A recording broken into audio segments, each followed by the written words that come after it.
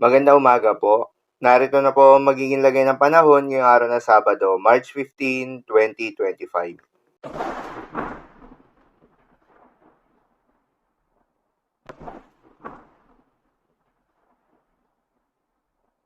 Sa kasalukuyan at ayon sa pag-asa, patuloy na umiiral itong easterlies o yung mainit na hangin galing sa may karagatang Pasipiko na nakakaapekto at posibleng magdala ng maulap na kalangitan na may kalat-kalat na mga pagulan at thunderstorm sa ating bansa, particular na sa may southern part ng ating bansa.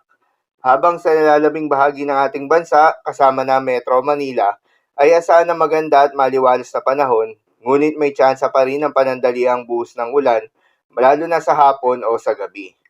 Kahit nga magandang panahon ang inaasahan sa Metro Manila at nalalabing bahagi ng ating bansa, ay pinag-iingat pa rin yung ating mga kababayan dahil sa init at alinsangan na posibleng maranasan simula tanghali hanggang sa hapon. Kaya naman huwag kalimutan magdala at uminom ng tubig at magdala rin ng payong kung may lakad. Bawasan muna ang paglabas ng bahay sa panahon ng mataas na temperatura upang maiwasan ang heat-related emergencies kagaya ng heat exhaustion, heat cramps at heat stroke. Magandang balita naman dahil ayon sa pag-asa ay wala pa rin tayong binabantayan na low pressure area o bagyo sa loob o malapit sa Philippine Area of Responsibility na maring makaapekto sa ating bansa hanggang sa susunod na 5 araw. Ngunit maging handa pa rin tayo dahil maaaring wala o merong isang bagyo ang posibleng mabuo o pumasok ng Philippine Area of Responsibility ngayong buwan ng Marso.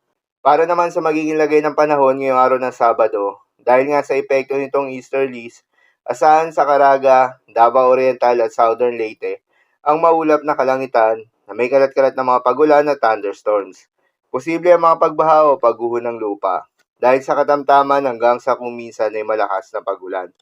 Habang sa Metro Manila at nalalabing bahagi pa ng ating bansa, ay asahan naman yung bahagyang maulap hanggang sa maulap na kalangitan na may kalat-kalat na mga pagulan o thunderstorms na dulot din ng easterlies. Posible rin na mga pagbaha o pagguho ng lupa during severe thunderstorms. Madalas nabobo ang mga thunderstorms na ito tuwing hapon o gabi na nagtatagal ng 1 hanggang 2 oras. Kaya naman ingat sa mga posibleng banta ng pagbaha at pagguho ng lupa, lalong-lalo na sa mga lugar na inuulan na noong mga nakaraang araw pa. Para naman sa magiging lagay ng mga dagat baybayin, ayon sa pag-asa ay wala pa rin tayong nakataas na gale warning sa anumang seaboards ng ating bansa.